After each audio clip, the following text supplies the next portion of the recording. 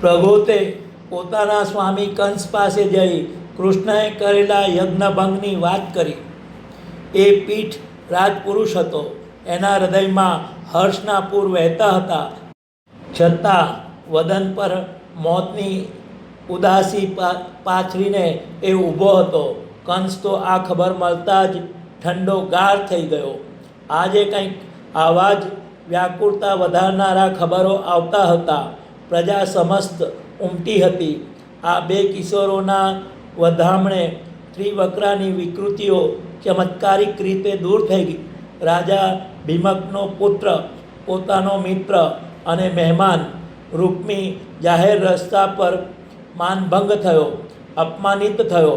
આ બધું ઓછું હોય એમ હવે આવ્યા યજ્ઞભંગના સમાચાર. કુશળ ધનુર્ધર પણ જેને ક્વચિત જ ઉચકી શકે એવા વિરાટ ધનુષના દેવકીના 8મા પુત્રે ટુકડે ટુકડા કરી નાખ્યા. શું પોતાનું મૃત્યુ નજીક આવ્યું છે? એ કંપી ઉઠ્યો. કૃષ્ણએ એ ધનુષ ભાંગ્યું કઈ રીતે? કંસે પૂછ્યું. એ તો મજબૂત હતું, ખરું ને? તમામ આયુર્વેદોનો પણ એ જ અભિપ્રાય હતો.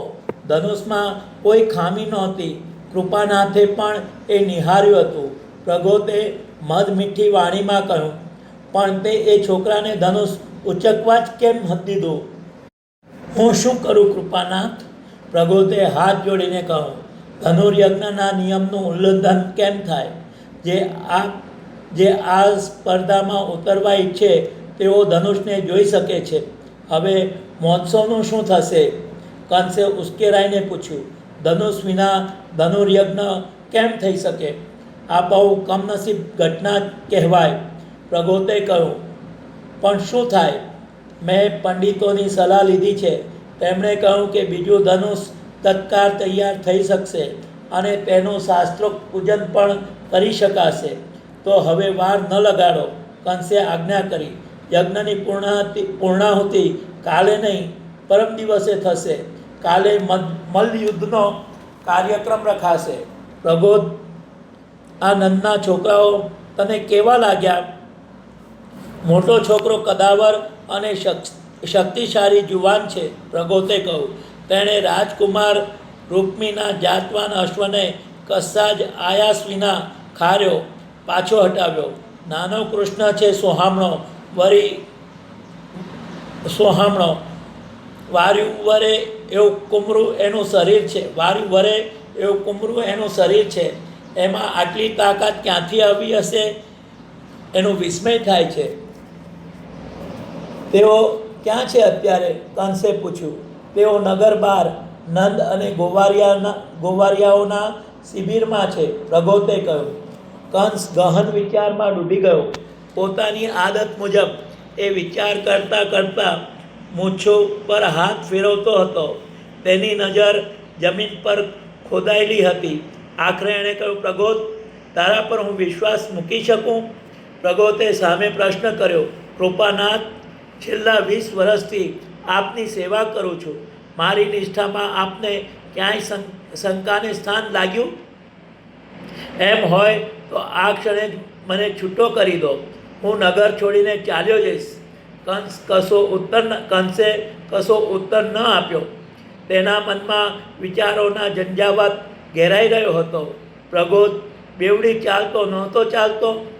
ગમે તેમ, પણ આ ઘડીએ પ્રગોતને ગુમાવવો પાલવે એમ નહોતો. આથી તેણે ઊંચે જોયું. પ્રગોત, મને તારામાં પૂર્ણ વિશ્વાસ છે. તે નિષ્ઠાપૂર્વક મારી સેવા કરી છે. હું એ નહીં વિસરું. હવે તું જઈ શકે છે. તરત કંસને કંઈક યાદ આવ્યું. તેણે પ્રગોતને પાછો બોલાવીને કહ્યું, પ્રગોત, મારી આજ્ઞાનો અનાદર ન થાય એ જોજે. કૃષ્ણ મારી સન્મુખ ન આવવો જોઈએ. પ્રભુ, કાલે ખેલનારા મલ્લયુદ્ધમાં તો સૌ કોઈ આવશે. નંદની આખી ટોળી આવે. એમાંથી એક કૃષ્ણને કઈ રીતે રોકવો? પ્રગોતે પોતાની મૂંઝવણ રજૂ કરી. તારી વાત સાચી છે. આમાં તો આપણે નિરૂપાય છીએ. કંસે મૈત્રીનો અંચરો ઓઢીને કહ્યું, હવે જા. અને એવી જાહેરાત કરી દે કે ધનુર્યજ્ઞની પૂર્ણાહુતિ પરમ દિવસે થશે, કાલે મલ્લયુદ્ધ યોજાશે.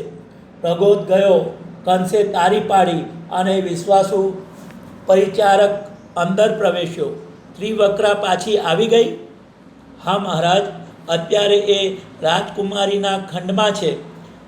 રુદ્રઘ્ન બહાર રાહ જોતો જ ઊભો હતો, એ તરત અંદર આવ્યો. રુદ્રઘ્ન, પ્રગોદે તને કાર્યક્રમમાં થયેલા ફેરફારની વાત કરીને? કંસે પૂછ્યું. મામલો કેવો લાગે છે? બહુ ઠીક નથી લાગતો. રુદ્રઘ્નએ કહ્યું. શહેરમાં ઠીક ઠીક ઉશ્કેરાટ ફેલાયો છે. નંદના છોકરાઓ લોકો પર સારો પ્રભાવ પાથરી શક્યા છે. એ તો જોઈ લેવાશે, પણ હવે રાહ જોવી પાલવે એમ નથી. તારા માણસોને તૈયાર રાખજે, સહેજ પણ ગફલતમાં ન રહેતો. ઘણા યાદવ સરદારો ત્યાં હાજર હશે. તને સંકેત કરીશ, જા અને અંગારકને મોકલ. જેવી કૃપાનાથની આજ્ઞા, માગધના રાજકુમારે કહ્યું અને કંસની વિદાય લીધી.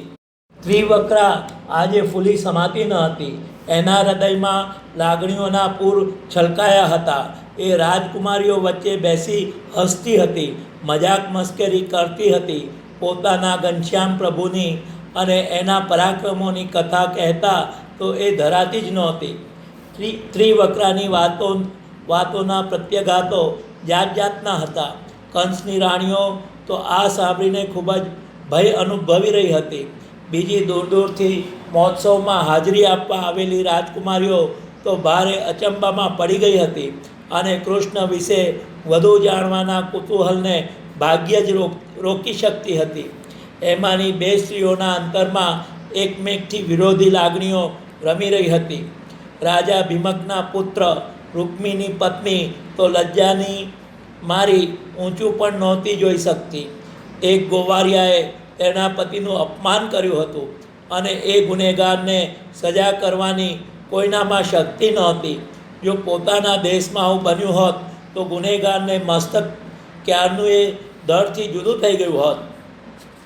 ત્રિવક્રાની વાતોમાં રસ લેતી બીજી રાજકુમારી હતી રૂકમણી. રૂક્મિણી એ 16 વર્ષની બહેન અપૂર્વ રૂપવતી હતી. એ પોતાના ઉત્સાહને માંડ ખારી શકતી હતી. આ ત્રિવક્રાની વાતો રસથી સાંભળતી હતી. પોતાના ભાઈની ઉદ્દંડતા એ સારી રીતે જાણતી હતી. એની શાન ઠેકાણે લાવનાર મોરપીંછધારી કિશોર તેના હૃદયમાં વસી ગયો હતો. એના નાજુક દેખાતા દેહમાં શક્તિનો આવો પ્રચંડ સ્ત્રોત વહેતો જોઈ એ મુગ્ધ બની ગઈ હતી. એની મસ્તીભરી આંખો હજીએ એના મનચક્ષુ સમક્ષ તરવરતી હતી. ત્રિવક્રા રાજકુમારીઓના આવાસમાંથી બહાર નીકળી એ પોતાના આવાસની દિશામાં જતી હતી ત્યારે પાછળથી કોઈ દોડીને આવતું હોય એમ એને લાગ્યું. પરસારમાં અંધારું હતું. ત્રિવિક્રા ઊભી રહી ગઈ. પાછળ દોડીને આવતો આકાર નજીક આવ્યો ત્યારે ત્રિવિક્રા એને ઓળખી શકી. એ રૂકમણી હતી. એણે ત્રિવિક્રાનો હાથ પકડી લીધો. ત્રિવિક્રા, પેલા ગોવારિયા કિશોરને બચાવજે. પેલો શામળો છે ને એને, આ લોકો એની હત્યા કરવાના છે, રૂકમણીએ કહ્યું. એને કોઈ મારી શકે નહીં. રાજકુમારી, એ તો ભગવાન છે, પણ તમે એની પાછળ પાગલ થયા લાગો છો. તમારી આંખો કહી આપે છે. ત્રિવક્રાએ કહ્યું. જવા દે, મારી વાત સાંભળ. અહીં કોઈ કુવલ્યાપીઠ નામનો દુષ્ટ જન છે. એ આવતીકાલે આ છોકરાને મારી નાખવાનો છે. કંસની રાણીઓમાં આ વાત થતી હતી તે મેં સાંભળી. રૂકમણીએ કહ્યું. તમે બીજું શું સાંભળ્યું મને કહો ને. હવે હું જઈશ. મારા ભાઈને જો ખબર પડે તો મને મારી જ નાખે, રૂકમણીએ કહ્યું અને એ દોડતી પાછી ચાલી ગઈ. ત્રિવક્રા વિચાર સાગરમાં ડૂબી ગઈ. કુવલ્યાપીડ કોઈ માણસ ન હતો, એ તો હતો મહાભયાનક હાથી. એ આવતીકાલે નંદના પુત્રને મારી નાખશે. કેવી રીતે? છતાં ગફલતમાં રહેવું ન પોસાય. તેને પોતાના પતિ અને અંગારકની યાદ આવી. વર્ષો પહેલાં પતિએ તેને ત્યજી દીધી હતી. એ વડો મહાવત હતો અને કુવલિયા પીડ તો એની જ સંભાળ હેઠળ રહેતો અને એને ખબર હોવી જ જોઈએ. એક ક્ષણ એ અચકાઈ ગઈ. અંગારકે તેને કુબડી ગણી ત્યજી દીધી હતી. એણે બીજા 2 લગ્ન પણ કર્યા હતા. એની પાસે જતાં તેનું અભિમાન ગવાતું હતું, પણ બીજી તરફ પોતાના પ્રભુની સેવા હતી. અંગારકનો દરજ્જો ઘણો ઊંચો હતો. હાથીઓની સંભાળ રાખવાનું, તેમને યુદ્ધ માટે વિશિષ્ટ સમારંભો માટે કેળવવાનું કામ એને જ સોંપાયું હતું. મધરાત થઈ હતી. અંગારકની વય હવે 50ની થવા આવી હતી. એ પોતાના મહાલયમાં હજી જાગતો હતો. તેની એક પત્ની પગ દાબી રહી હતી, બીજી પંખો નાખી રહી હતી. એને સંતોષ નહોતો. એને અણગમતી ફરજ સોંપવામાં આવી હતી. આ બંને સ્ત્રીઓ અંદર અંદર કોઈના વિશે ઉત્સાહપૂર્વક વાત કરી રહી હતી. એ સાંભળતા અંગારકને પોતાની જાત પર ધિક્કાર છૂટતો હતો. એને થયું કે આ સ્ત્રીઓને એક લાત મારી ચૂપ કરી દો, પણ એ શાંત પડ્યો રહ્યો. પોતાની આસપાસ દુઃખી પત્નીઓ હોય એ એને ન ગમતું. દરવાજા પર ટકોરા પડ્યા. અંગારક ભયનો માર્યો બેઠો થઈ ગયો. અત્યારે વળી કોણ હોઈ શકે? આજે પોતાના સ્વામી કંસને એ એટલી વાર મળ્યો હતો કે હવે એને મળવાની કલ્પનાથી જ એ કંપી ઉઠતો હતો. મોટી પત્નીએ પતિની સામે જોયું. પતિના ચહેરા પર સંમતિ સૂચક ભાવ જોતા તેણે ઊભા થઈ દ્વાર ખોલ્યા. ત્રિવક્રા અંદર આવી. સુબુદ્ધ સુડોર દેહવારી આ સુંદરીને અંદર પ્રવેશતી જોઈ જાણે કોઈ પ્રેતને જોતો હોય એમ અંગારક આંખો ચોરવા લાગ્યો. એની બંને હુષ્ટપુષ્ટ પત્નીઓ પણ ભયની મારી કંપવા લાગી. તું કોણ છે? અંગારકે પૂછ્યું. તેની આંખ સામેનું દ્રશ્ય તેનાથી મનાતું ન હતું. મને ભૂલી ગયા કે? આર્યપુત્ર ત્રિવક્રાના તોફાની હાસ્યે આખાય ખંડને ગજાવી દીધો. બહેન, તારી કદરૂપતા ચાલી ગઈ? મોટી પત્નીએ આશ્ચર્ય વ્યક્ત કર્યું. તેની ઈર્ષ્યાભરી નજર ઊંચી અને આકર્ષક ત્રિવક્રાના અંગે અંગ પર ફરી વળી. હા, આ સોહામણી સ્ત્રી આગળ પોતે કેટલી સ્થૂળ લાગતી હતી. એ તો સાક્ષાત પુત્રની મા થઈ હતી. મારા પ્રભુએ કૃપા કરી, ત્રિવક્રાએ કહ્યું. આર્યપુત્ર, આપણે આમ તો વર્ષોથી મળ્યા નથી, પણ મારા પ્રભુના આ ચમત્કારની વાત તમને કહેવા જ હું અહીં આવી છું. ત્રિવક્રા, આ બધું કેમ બન્યું? બેસ અને મને વિગતે વાત કર. અંગારકે કહ્યું. એ ભૂલી ગયો હતો કે આ સ્ત્રીને પોતે 20 વર્ષથી અવગણી હતી, ત્યજી દીધી હતી અને તે આખાય મહાલયમાં ઉપહાસનું પાત્ર બની ગઈ હતી. ત્રિવક્રા બેઠી. તેના ચહેરા પર આકર્ષક સ્મિત પ્રગટ્યું. એ સ્મિત જ અંગારકને અડધો જીતી લીધો. ત્રિવક્રાએ પાણી માંગ્યું અને નાની પત્ની એ લેવા દોડી ગઈ. નંદના પુત્રે કરેલા ચમત્કારની વાત ઠેર ઠેર થઈ રહી છે. મને કહેતો ખરી, શું થયું? અંગારકે કહ્યું. પોતાની કુરૂપ પત્નીને હવે નવું જ સૌંદર્ય પ્રાપ્ત થયું હતું. એ એકી ટસે એને જોઈ રહ્યો હતો. નંદનો પુત્ર દેખાવે કેવો છે? મોટી પત્નીએ પૂછ્યું. નાની પત્ની પાણી લઈને આવી. ત્રિવક્રાએ પાણી પીધું. નંદનો પુત્ર, અરે એ નંદનો પુત્ર જ ક્યાં છે? આર્યપુત્ર, હું તમને કંઈક કહેવા આવી છું, પણ તમે ગુપ્ત રાખી શકો તો? ત્રિવક્રાએ કહ્યું અને બીજી પત્નીઓ સામે જોયું. તમે અંદર બેસો. અંગારકાએ બંને માનીતી પત્નીઓને આજ્ઞા કરી. બંનેને આ રહસ્ય શું હશે એ જાણવાનું કુતૂહલ હતું, પણ પતિની આજ્ઞા માન્યા વિના છૂટકો ન હતો. ત્રિવક્રા પર રોષભરી દ્રષ્ટિ ફેંકી બંને ચાલતી થઈ. મને નંદના પુત્રની વાત કર. ત્રિવક્રા આજ સુધી એની વાતો સાંભળતો આવ્યો હતો, પણ હવે તો નજરે જોઉં છું, તું તો અપ્સરા બની ગઈ. એ નંદનો પુત્ર નથી, એ તો દેવકીનો 8મો પુત્ર છે. આ તમારા સ્વામીથી આપણને સૌને ઉદ્ધારવા એ આવ્યો છે, એણે તદ્દન ધીમા અવાજે કહ્યું. અંગારક આ શબ્દો સાંભળીને આસપાસ જોવા લાગ્યો. રખે દિવાલોએ કાન માંડ્યા હોય. ઓ ભગવાન! અંગારક ચિત્કારી ઉઠ્યો. તમે કેમ આટલા દુઃખી લાગો છો? આર્યપુત્ર, આપણા માટે નવું પ્રભાત ઉગી રહ્યું છે. તમે આ જુલ્મી શાસનથી ત્રાસ્યા નથી? એક દુષ્ટની ગુલામી પ્રત્યે તમને ધૃણા નથી છૂટતી? ત્રિવક્રાએ પૂછ્યું. એવું ન બોલ, કોઈક સાંભળી જશે. અંગારકે કહ્યું.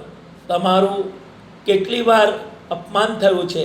એક જુલ્મગાર તરંગોને તમે કેટલી વાર આધીન થયા છો. પણ હવે મહર્ષિ નારદે કરેલી ભવિષ્યવાણી સાચી ઠરી છે. આપણા તારણહાર આવ્યા છે. સાચે જ એ તારણહાર છે? અંગારકે પૂછ્યું. મારી સામે જુઓ. પ્રભુ સિવાય કોણ મને આવું સૌંદર્ય આપી શકે? મારી કુરૂપતાને કોણ ઓગાળી શકે? યજ્ઞના એ ધનુષને કોણ તોડી શકે? કાલે જોજો, જુલમગાર એના પાપોનો હિસાબ આપવા પહોંચી ગયો હશે. ત્રિવક્રાએ શ્રદ્ધા સાથે કહ્યું. ત્રિવક્રા, તને મારા કમનસીબનો ખ્યાલ નથી. હું ખૂબ દુઃખી છું. અંગારકે કહ્યું. તમને શું છે? મને કહો. હું દેવકીના પુત્રના આશીર્વાદ તમારે માટે લાવી શકીશ. એ મારા પ્રત્યે એટલી માયા રાખે છે. ત્રિવક્રાએ ગર્વથી કહ્યું. મને કોઈ બચાવી નહીં શકે. મારી ઘડી ભરાઈ ચૂકી છે. કાલે હું આ દુનિયામાં નહીં હોઉં. અંગારકે કહ્યું. તેની વાણીમાં નિરાશા છલકતી હતી. પણ છે શું? મને કહો તો ખરા. કદાચ હું તમારી કંઈ સેવા કરી શકું. દેવકીના પુત્ર અને કુવલિયા પીઠની કંઈ વાત છે? અંગારકની આંખો પહોળી થઈ ગઈ. તને કોણે કહ્યું? તેણે પૂછ્યું. દેવકીના પુત્રને કોઈ મારી ન શકે. ત્રિવક્રાએ કહ્યું. મને એવી આજ્ઞા કરાય છે. અંગારકે રૂંધાતા અવાજે કહ્યું. જુલમગારની આજ્ઞાનો આદર કરવો એ પાપ છે. પણ હું શું કરું? અંગારકે પૂછ્યું. દેવકીના પુત્રને પ્રાર્થો અને મારી વાત સાંભળો. ત્રિવક્રાએ કહ્યું. અને અંગારક એ 2 દાયકાથી જેનો પરિત્યાગ કર્યો હતો એ પત્નીની વાણીને એક ચિત્તે આભારવશ બની સાંભળી રહ્યો. થોડી વાર પછી ત્રિવક્રા પોતાના આવાસમાં ગઈ અને કેટલાક છોડવાઓ લેતી આવી. આખી રાત અંગારક અને ત્રિવક્રા વિશાળ હસ્તી સારાના સૌથી વધુ ભયાનક હાથીને એ છોડ ખવડાવી રહ્યા હતા.